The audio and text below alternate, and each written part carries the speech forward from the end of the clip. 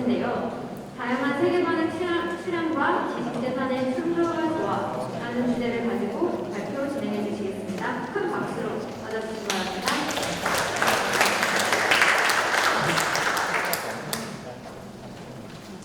안녕하세요. SK텔레콤 IT팀 박철호입니다. 제목을 조금 희한하게 지어가지고 다양한 세계관의 출현, 그러면서 새롭게 생기는 지식재산의 충돌, 조화까지라는 걸 좀 정리를 해봤는데요.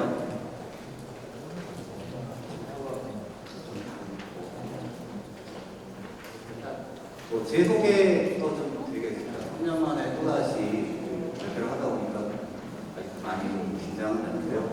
저는 SK텔레콤 법무그룹 IPR 팀에서 스코어 엔지니어로서 지금 근무를 하고 있고요. IPR을 하고 있기 때문에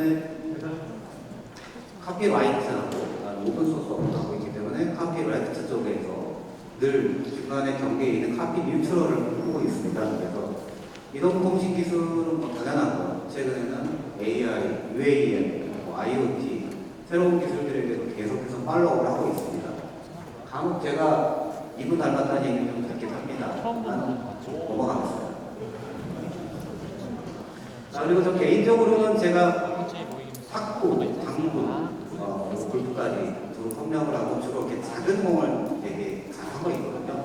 그래서 오랜만에 발표를 하다 보니까 제가 퀴즈 하나를 좀 내려고 하고 있는데요. 먼저 최근에 골프에 대한 관심이 워낙 많으셔가지고 장비 정보에 대해서 좀 먼저 말씀을 드리고 퀴즈를 하나 내고 이게 안 나오죠? SK의 독특한 강의 문화 중에 하나가 마치는 분께 친구와 같이 커피를 마실 수 있는 것을 늘 드리고 있습니다. 그래서 보시면은 뭔지 아시죠? 우드 1번. 우드 1번의 별칭이 드라이버입니다. 그러니까 드라이버가 우드 1번이 아니라 우드 1번은 드라이버고요. 2번 별칭이 브라스입니다. 그리고 4번 버피, 그리고 5번이 클링크, 그리고 7번이 해븐이라고 되어 있습니다. 그래서 제가 문제를 내겠는데요. 자, 우드 3번 별칭이 뭘까요? 잘 모르시는 분들에게 제일 먼저 손 드시면 네? 네, 정답입니다.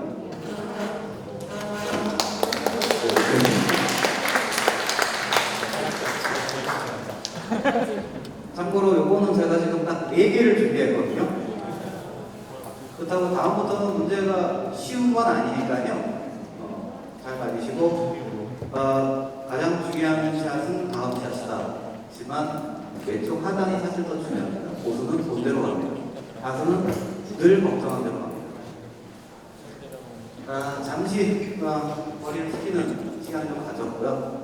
오늘은 저희가 예전에 늘 얘기한 대로 세계관에 대해서 한번 좀 얘기를 해봤습니다. 세계관에 대해서 네이버에서 한번 검색을 해보면 조금 철학적인 얘기가 나오죠. 자연적 세계비, 기반 세계를 이루는 브라브라브라 해서 낙천주의, 영세주의 같은 여러 가지가 나오는데 세계관을 요즘에는 유니버스라고 얘기를 많이 하고 있습니다. 마블 유니버스, 그 다음에 요즘엔 마동석, 마블링 유니버스까지 나오고 있고요. 어제 저녁에 TV 광고를 봤더니 심지어 마녀 유니버스까지 나오고 있습니다. 그래서 전통적인 세계관에 대해서 먼저 말씀을 좀 드리려 합니다. 전통적인 세계관이라고 하면 어떻게 보면은 초등학교보다는 국민학교가 조금 더 친숙한 분들, 그리고 해석과 토큰, 이게 뭔지 알고 계시는 분들, 카세트 플레이어, CD 플레이어를 바로 보신 분들, 그리고 최근에는 많이 하고 있어. 당근할 때 난 아직까지 현금 갖고 나가는 게 편하다. 이런 분들이 아마 아시는 전통적인 세계관이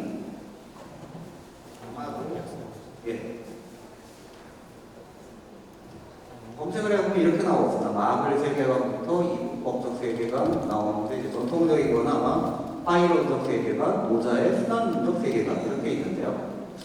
파이론적 세계관은 제가 간단히 한자를 좀 포함시켜봤지만 중화를 존중하고 오랑캐를 물리친다. 그런 측면에서 조선의 세계관과 대외 정책의 골반이 된 사상이다. 그래서 심지어는 청이 멸망하고 명이 멸망하고 청이 중국을 차지하면서 조선이 중화를 계승하게 되었다는 소중화기술까지 발현되었다라는 내용도 있고요. 순환론적 세계관은 말 그대로 만물은 순환한다. 그래서 불교는 끊임없는 순환론적 세계관을 가진 종교다. 이런 내용으로 좀 얘기를 하고 있습니다. 근데 네이버에서 검색을 해봤을 때 이 두 개가 아니라 마블 세계관, 롤 세계관, 심지어 진격의 거인 세계관까지 나오고 있고요. 그리고 SM의 세계관도 얘기가 좀 되고 있습니다. 그래서 이런 세계관이 지금 정말 다양하게 나오고 있는데 각각의 새로운 세계관이 나오면서 IP와 관련된 문제들이 하나하나 직접 발생하고 있습니다. 첫 번째로 말씀을 드릴 거는 특정 게임의 세계관을 바탕으로 어떤 분이 크루를 운영해 본 적이 있답니다.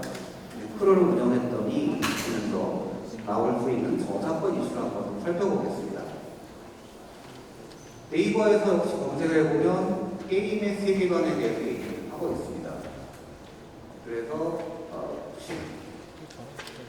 4년에 최초 출시된 워크래프트를 봤을 때 워크래프트의 세계관은 이렇다 블라블라블라 나오고 있고요. 그리고 작년에 가장 최근에 나왔던 2020년 11월 출시된 워크래프트 확장판에서도 심지어 오프리마에서 달아난 이후에서도 나오는데요.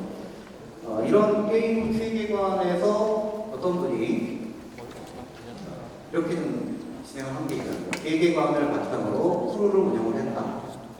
이게 저작권의 이벤트라고 볼 수 있을까요? 조금 더 내용을 보면 세계관을 바탕으로 크루를 운영하는 거 저작권의 이벤트라고 볼 수 있을까요? 본인이 운영하는 크루가 세계관을 바탕으로 진행되고 있는데 다른 분이 비슷한 세계관을 바탕으로 크루를 운영하다가 저에게 도용이라면서 글을 보내왔습니다. 과연 저작권을 위반한 걸까요? 사실 여기에 대해서는 네이버 지식인에 나온 내용이고 거기에 보면 변리사분들이 답을 달았습니다. 정확한 해법은 아니지만 어떻게 보면 세계관은 표현의 결과물이 아니라 아이디어 그 자체로 가야 됩니다. 그래서 저작권법에서는 구체적으로 어문 저작물, 음악 저작물, 연극 저작물 등 어떻게 보면 약간 좀 팬점을 결과물을 저작권법의 대상으로 삼고 있기 때문에 세계관과 같은 아이디어 자체는 저작권법으로 보호되지 않는다라는 판단이 좀 더 크고요. 그래서 크루를 결성해서 활동하는 것 자체는 저작권법을 위반한다고 보기가 좀 어렵다는 그런 판단이 있었습니다. 두 번째는 디지털 맵, 공간을 검색하고 생활을 연결하는 디지털 맵 과정에서 발생하는 데이터베이스 보호 이슈에 대해서 한번 살펴보겠습니다. 이 그림은 왼쪽은 구글에서 서울특별시청을 검색한 거고요. 오른쪽은 네이버에서 검색을 했었던 내용입니다. 어떻게 보면 약간 좀 비슷한 폼으로 되어 있고 정보가 사실은 거기서 거기다라고 생각을 할 수 있습니다. 그런데 가령 기존에는 사용자가 요청한 공간 정보를 등록을 위해서 다양한 지도, 구글, 네이버, 다음 또는 워크넷 그리고 국세청 홈택스 등에 직접 접속해서 검색 결과를 활용해서 지도 정보를 완성을 했었습니다. 그런데 이게 사람이 일일이 다 접속을 해서 하다 보니 너무 시간이 많이 드니까 내부 관리 툴에서 외부가 아니라 회사 내부 관리 툴에서 각 사이트의 검색 결과를 크롤링하여 그 정보를 회사에서 수집해서 사용한다. 이럴 경우에 가령 데이터베이스에 대한 침해가 되지 않느냐라는 판단을 한 적이 있습니다. 참고로 네이버에서는 검색 결과 수집에 대한 정책이라고 따로 밝히고 있어서 크롤링을 공개적으로 금지하고 있습니다. 이럴 경우에는 저작권법 측면에서는 크롤링을 통해서 검색 포털이 보유하고 있는 위치, 지명에 대한 개별 정보들을 반복적으로 수집하여 관련 정보들을 POI 정보에 반영하는 것은 저작권법에 위반될 가능성이 있다고 판단이 좀 되었고요. 그리고 부정경제방지법을 통해서 봤을 때는 타인의 성과를 공정한 상거래 관행이나 경쟁 질서에 반하는 방법으로 재단으로 사용해야 하기 때문에 부정경쟁방지법에 타인의 경제적 이익을 침해하는 행위로 판단될 가능성이 있다고 판단을 했습니다. 그리고 마지막으로는 실제 포털에서 정책 등을 통해 검색 로봇을 이용한 트롤링을 금지하고 있는 경우에는 정보통신망법에서 얘기하는 접근 권한 침해에 해당된다고 저희가 판단을 좀 하기도 했고요. 그런데 지난주였나 대법원에서 야놀자 여기 어때 사이트 DB를 가져간 거에 대해서 판단을 했는데 사실 저희가 지금 판단한 내용과는 조금 다르게 야놀자에서 있는 내용은 공개된 데이터베이스이고 그 공개된 데이터베이스를 가져다 쓴 것일 뿐이다라고 해서 여기 어때 칩이 무죄라고 판단해 준 사례가 또 있습니다. 그래서 회사 내부에서 저작권법, 부정경쟁방지법 등등에 따라서 판단을 한다 하더라도 그 판단 결과는 늘 시시때때로 좀 달라지는 것 같습니다. 디지털 멤버 관련해서는 티맵 사례가 2015년에 발생한 적이 있었습니다. 아마 이게 디지털 맵 저작권 관련 공방 사례로 최초라고 했는데 아직까지 요건 결과가 어떻게 나왔는지는 확인은 좀 안 됐습니다. 다만 이 건에서 이슈가 되고 있는 것은 디지털 맵에 포함된 디지털 워터마크라고 할 수 있는데요. 디지털 워터마크를 티맵 측에서 일부러 살짝 변형을 했습니다. 가령 여러분이 오늘 여기 오실 때 라움이라고 검색을 하셨다면 자세히 보면 라움이라고 되어 있든지 아니면 라문이라고 되어 있는데 그렇게 심어놓은 디지털 워터마크가 상대방 DB에도 똑같이 있었기 때문에 그래서 조금 더 과감하게 소송을 진행했던 것으로 알고 있습니다. NFT는 여러분들이 많이 들어보셨죠. 난펀저블 토큰. 그래서 NFT가 등장하면서 저작권, 성격권 이슈가 상당히 많이 발생을 하고 있습니다. 여기는 이제 스타엑스라는 브랜드인데요. 이게 리셀 브랜드입니다. 한정판이라는 사이트를 갖고 있어서 소비자들이 여기서 상당히 많은 돈을 많이 주면서 사고 있는 대표 브랜드인데요. 이 브랜드가 지금 작년 9월에 한국에 론칭을 했다고 합니다. 그리고 올해부터는 스타렉스가 자체적으로 볼트 NFT라는 볼트 NFT를 판매하기 시작했는데요. 아시다시피 볼트 NFT가 이제 실물 운동화가 아니라 디지털 운동화를 소유하는 일종의 투자 상품입니다. 그리고 만약에 이걸 도입을 했는데 실물을 가지고 싶다 할 경우에는 가지고 있는 토큰하고 교환이 가능한 그런 내용입니다.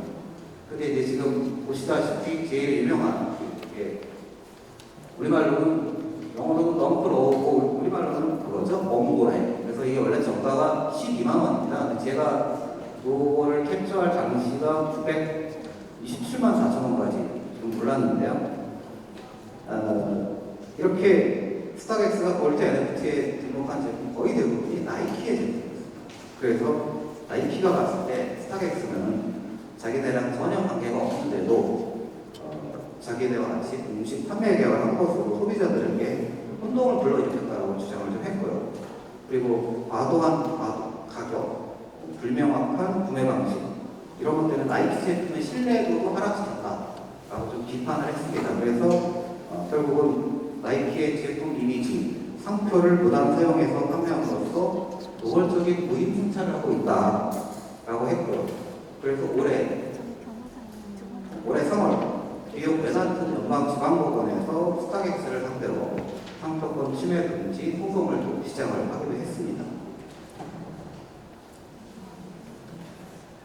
그러다 보니 나이키도 이제 점점 가상 세계에서 자기네 제품 이미지가 훼손되는 상황을 참지 못하겠다. 그래서 가상 세계용 상표 등록을 신청했다라는 기사가 나온 적이 있습니다.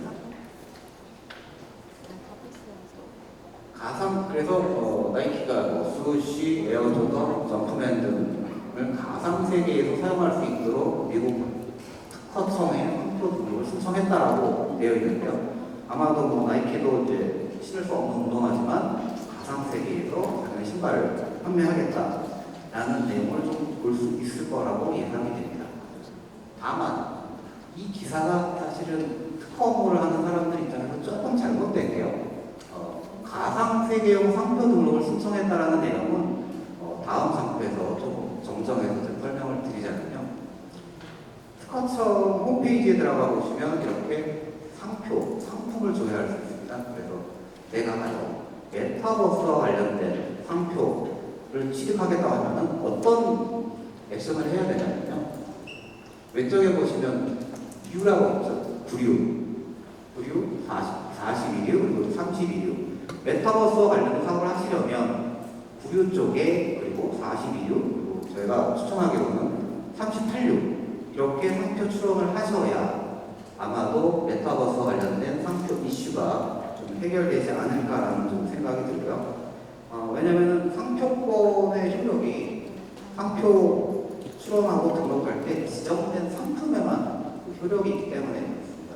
그래서 오늘 이 강의를 준비하면서 오전에 생각했던 건데 여러분들이 오늘 받으신 스닉 되게 멋있게 팬시하게 생긴 강아지 그림 같이 있죠. 만약에 제가 추측한데 스닉이라는 그 디자인하고 명칭을 운동화에 붙여주세요. 팔겠다. 아마도 기존 스닉 상표 침해는 되지 않을 것 같아요. 아마 제 추측건데 스닉은 부류나 38나 42류에만 등록을 하셨을 거고 운동화나 의류 쪽에 대해서는 등록 안 했고 그리고 일반인들이 보시기에 스닉이라는 상표 자체는 유명한 게 아니기 때문에 제가 얼마든지 다른 데 가서 심지어 스닉 부동산을 개업을 해도 추진이 가능한 걸로 판단이 되고 있습니다. 강의를 준비하면서 또 하나 발견한 게 상당히 놀라운 것이었는데요. 오픈 메타시티라고 또 있더라고요.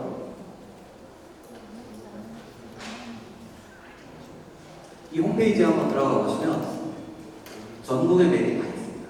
심지어 서울 맵 그대로 진짜 실물 지도가 똑같이 있습니다. 그리고 어디 가면은 이편한 대상, 그다음에 여러 가지 그 아파트 아이 문제가 똑같이 있습니다. 그런데 실제로 얘네들이 아파트 분양 신청도 받고 그리고 그 중에 몇 동을 메꿔더라고요. 분양까지 하고 있습니다. 그런데 만약에 오픈 메타시티라는 곳에서 자이라는 브랜드를 쓰고 있다. 상표 침해가 될까요? 안 됩니다. 가상세계에서만 쓰고 있기 때문에 말씀드렸지만 상표에 걸리는 등록된 제품에만 효력이 있습니다. 그래서 제가 찾아본 자료에 따르면 아직까지 아파트 브랜드들 중에서는 가상세계에서 자기네들 브랜드를 등록을 하지 않은 것으로 좀 되었고요. 아직까지는 그래서 오픈 메타시티를 상대로 내 상표 침해를 하지 마라 라는 얘기를 하기 쉽지 않은 걸로 생각이 됩니다. 그리고 아까 혹시 저는 이제 기업체 이름을 하니까 조금 더 자유롭게 답변을 드릴 수 있는데 소송 비용에 대해서 한번 아까 어느 분께서 질문하셨잖아요. 네. 그냥 소송 승소율, 패소율 이게 아니라 소송 비용은 사실 어떻게 보면 경제적인 관점에서 결과 미국의 예를 들어드리면 특허 침해 소송을 만약에 원고가 피고에게 어떤 미국 기업이 삼성전자에게 특허 침해 소송했으니 돈을 달라. 그 비용에 따라서 협상으로 끝나느냐 아니면 진짜 마지막까지 가느냐인데요. 기본적으로 미국에서 특허 변호사들을 같이 일을 할 때 한 500만 불 이상 든다고 합니다. 그러니까 만약에 미국에 있는 어떤 기업이 삼성전자를 상대로 내 특허 침해했으니까 300만 불 내놔 봤을 때 약간은 애매해요. 그러면 300만 불 좀 끝내요. 근데 내 특허 침해했으니까 너는 2천만 불 내놔. 그건 싸워봐야 돼. 500만 불을 투입해서 2천만 불을 안 쓰게 될 경우는 싸웁니다. 그렇게 이해하시면 될 것 같고요. NFT에서 발생할 수 있는 일들 중에 이제 또 그런 게 있죠.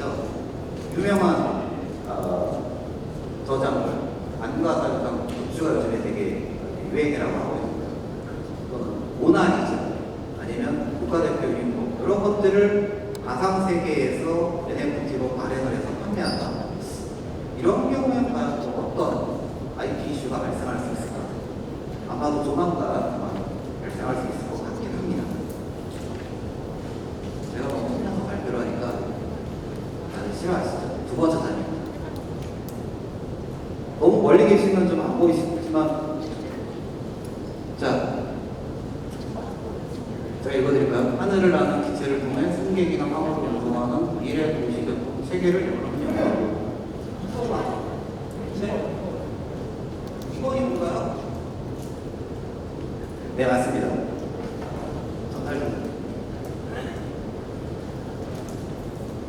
제가 굳이 이 문제를 넣은 거는 이제 어반 에어 모빌리티라고 SK텔레콤도 다시 새롭게 추진하고 있는 교통체계고요. 미래 항공교통 시스템 정도로 이해를 하시면 될 것 같습니다. 이 퀴즈를 넣은 이유가 이제 다음 장표가 기술의 가속화, 거기에 따라 나오는 여러 가지 오픈소스 프로젝트들을 한번 소개시켜 드리려고 준비를 해봤습니다. 그러니까 이제 AI, 로보틱스, 5G, MBC 뭐 상당히 많이 있는데요.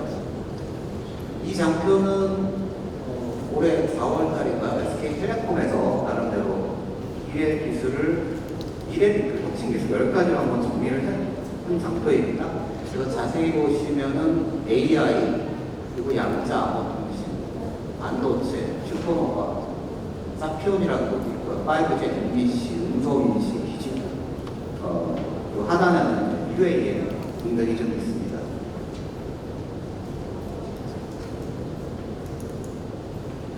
AI 분야에 대해서는 S7 프리 오픈소스에서 7개를 한번 정리된 게 있는데요. 가장 유명한 텐서플로우, IBM 왓슨, 아파치 마크부터해서 토치까지 이렇게 있고, 각각의 그 어느 플랫폼에서 이용되는지, 그리고 각각의 어떤 기능이 있는지 없는지 등등해서 가령 텐서플로우하고 왓슨 같은 경우는 챗봇 기능이 없다는 것도 좀 정리가 되어 있고, 그래서 한번 소개를 드리고자. 그리고 미래 기술에 대해서 얘기할 때 사실은 저희가 이제 5G MBC라는 기술이 또 있습니다.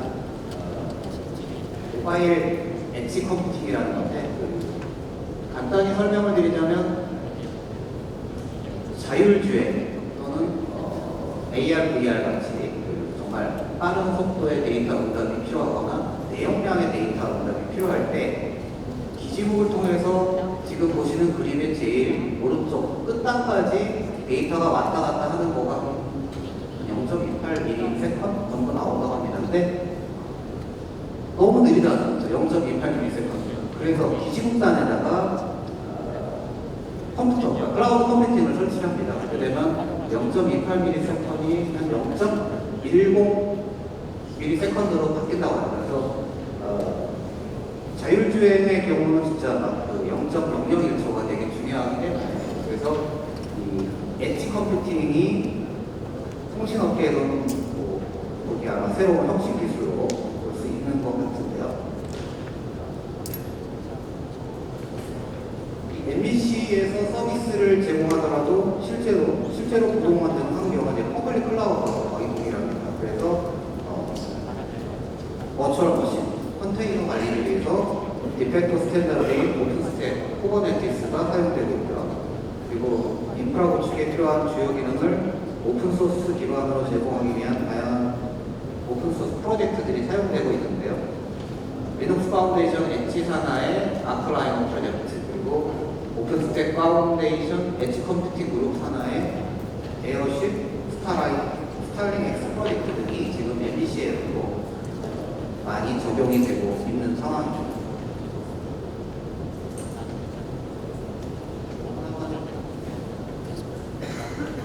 보시면서 좀 2분 27초 걸리니까요. 잠시만요. SK텔레콤이 미래도시 모빌리티의 꽃으로 꼽히고 있는 도심항공 모빌리티 UAM 산업에 강한 의욕을 보이고 있습니다. 글로벌 기체 제조사와 손을 잡았고 UAM 시장 선도 사업자가 되겠다는 목표도 제시했는데요. 문다리 기자입니다. SK텔레콤이 도시항공교통 UAM 시장 선점에 박차를 가합니다. 일명 플라이커로 불리는 UAM은 정기 수직 이착륙 항공기로 도시원역 30에서 50km의 이동거리를 비행하는 교통서비스. 승용차로 1시간 걸릴 거리를 10분에서 20분이면 도착할 수 있는 친환경 미래 이동수단으로 국토교통부는 오는 2025년 UAM 상용화를 목표로 하고 있습니다. SK텔레콤은 미국의 플라이카 제조사 조비 에비에이션과 전략적 업무 협약을 맺고 양사 CEO가 주도하는 UAM 사업 관련 정기 협의체를 결성해 상호 협력을 본격화하기로 했습니다. 2009년 설립된 조비 에비에이션은 세계에서 유일하게 UAM 기체의 생산, 테스트 시설까지 모두 확보하고 있습니다. 특히 미국 연방항공국의 상업 비행용 허가인 지원 인증을 가장 먼저 받은 기업이기도 합니다. SK텔레콤은 자사의 통신, 플랫폼 서비스와 조비의 글로벌 톱 기체 개발 역량을 결합해 시너지를 발휘한다는 전략입니다. SK텔레콤은 조비 에비에이션의 미 항공우주국 실증 테스트 경기, 내년 추진될 한국형 도시항공교통 그랜드 챌린지 실증 사업에 많은 참고가 될 것으로 기대하고 있습니다. SK텔레콤은 UAM 사업을 통해 지상에서 제공하는 인공지능과 모빌리티, OTT 서비스 범위를 상공으로 확장해 공간의 제약을 초월하는 메타 커넥티비티 구현에 나섭니다. 이를 위해 SK텔레콤은 지난해 말 유영상 대표 직속의 UAM 사업 추진 태스크포스를 결정해 연구와 투자를 병행하고 있습니다. UAM은 유 대표가 올해 신년사에서 밝힌 향후 10년의 미래 주요 사업 모델. 유영상 대표는 UAM과 자율주행, 로봇 등을 중심으로 발전하는 미래 산업을 선도하기 위해 글로벌 톱 플레이어들과의 초연력이 필수적이라며 UAM 산업 선도를 위한 노력을 이어나갈 것이라고 말했습니다.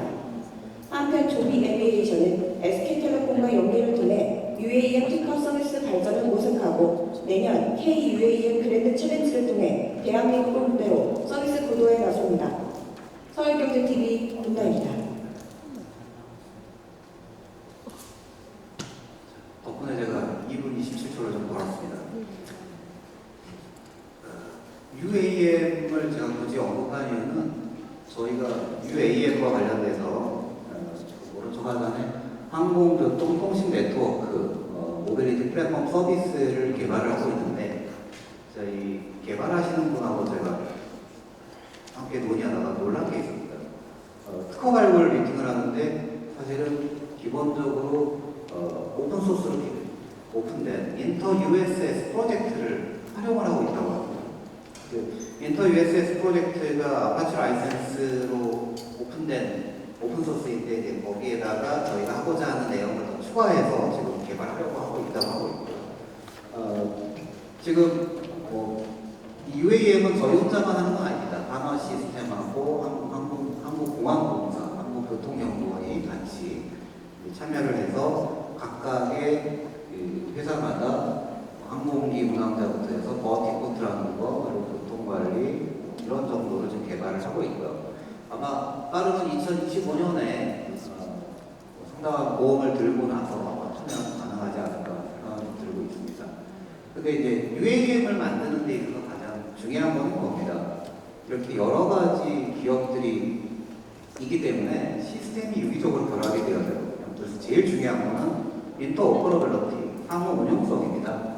근데 이제 우주 항공 산업이랑 거의 똑같기 때문에 이 각각의 기술들을 거의 대부분 자신의 지식재산권으로 보호하고 있는 폐쇄적인 그런 좀 상황입니다. 그래서 결국은 각 서비스 업체가 자신들이 갖고 있는 폐쇄적으로 운영되고 있는 지식재산 그리고 시스템들을 서로 이제 보호하면서 다른 업체와 함께 해서 최소한의 필수 정보를 선택적으로 투명하게 공유하는 체계를 구축하는 게 필요합니다.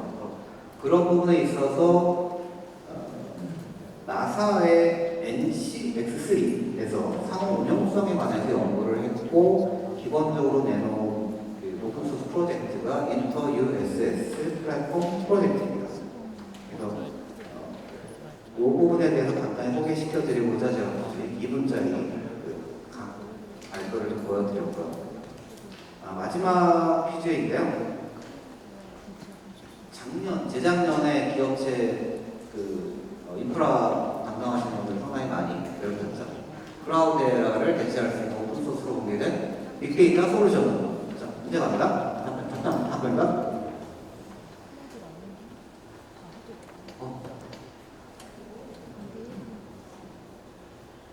안 보이세요? 안 됩니다. 가르쳐 주신 거죠? 네.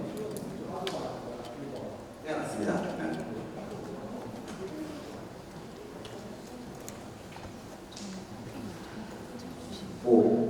이게 오프라인으로 말씀드리자면 저희 SK텔레콤도 클라우드라 때문에 상당히 많이 고심을 하고 협상을 했고 작년에 상당히 많은 액수를 지급을 하면서 다시 또 상용 버전을 쓰고 있죠.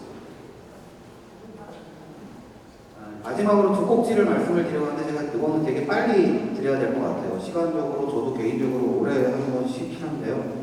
AI 가상세계가 AI 메타버스가 들어가면서 가상세계에서 윤리 문제가 또 발생을 하고 있는데요. 대표적인 게 소셜 딜레마라는 다큐멘터리가 있었습니다. 이게 지금 뭐 빅테크 기업이 무분별하게 AI를 활용했을 때 사용자에게 발생하는 피해와 부작용을 지적한 다큐멘터리라고 하고 있고요. 그리고 작년 말에 AI 챗봇 때문에 큰 이슈가 있었죠. 혐오 발언, 성희롱, 개인정보 유출 등의 이슈로 해서 그래서 과징금, 과태료 고발이 있었고요. 이게 아마 AI 기술 기업의 개인정보 처리에 대한 첫 제재 사례였다고 하는데요. AI 기술의 특징은 이제 개발자들하고 얘기를 해보면 맹모 선천지경 얘기를 많이 합니다. 애들에게 정말 잘 가르쳐주면 얘가 진짜 잘 배워서 좋은 거를 알려주고 하는데요. 그래서 이런 노력의 일환으로 AI 윤리라는 것이 등장했습니다. 그리고 뭐 글로벌 기업, MS 등에서도 AI 윤리를 제정하고 있고요. 삼성, 리본, 카카오 등도 AI 윤리를 발표했고 우리나라도 작년에 과기정통부 주관으로 AI 윤리를 발표를 한 적이 있었습니다. 그리고 SK텔레콤도 AI 기술과 사람이 어떻게 공존해야 되는지 이런 좀 고민을 많이 해서 AI 기술에 대한 이해와 인식을 정리한 게 이제 SK텔레콤의 AI 추구 가치고 7개 핵심 가치로 정리가 되어 있습니다. 사회적 가치부터 해서 무해성, 기술 안정성 등등에서 지구 혁신까지 7개로 저희가 정리를 해서 발표를 했습니다. 그리고 AI 페어니스 360이라는 오픈소스가 또 공개돼서 이 툴을 이용해서 AI 윤리를 다시 한번 테스트할 수 있다고 하고 있고요. 그리고 이제 마지막으로 일론 머스크에 대해서 좀 말씀을 드리는데 이 장표 끝나고 제가 이제 적진 않았지만 준비한 게 4장이니까 한 장은 좀 이거는 주관식입니다. 일론 머스크가 사실은 2000년부터 2002년부터 스페이스 X를 설립하고 그다음에 테슬라 설립해가지고 열심히 팔고 있는데 중간에 서브프라임 모기지 사태로 조금 늦춰졌죠. 그러다가 이제 도지코인 약간 띄우면서 도지코인고 비트코인도 얘기하고 있는데요. 그리고 이제 그 외에 솔라시티라는 회사도 만들고 했는데 마지막 문제입니다. 일론 머스크가 과연 이걸 왜 할까? 도대체 어느 행성으로 가기 위해서일까? 제일 뒤쪽에 계신 분. 네. 이거 따로 전달해 주시고요. 아마 일론 머스크가 본인이 살아있는 생전에는 화성으로 우리 인류가 이주되지는 못하겠지만 우주선부터 해서 전기차 그리고 탈중앙 집중 화폐 시스템까지 공을 들이는 이유는 화성으로 가기 위해서다. 인류의 생존을 위해서 화성으로 이주해야 된다는 일념이 있다. 그래서 한번 마지막으로 정리를 해봤고요. 여기까지 정리를 하고 발표를 마치고 시간이 너무 오래됐으니까 궁금하신 거 있으면 나중에 따로 얘기해주세요.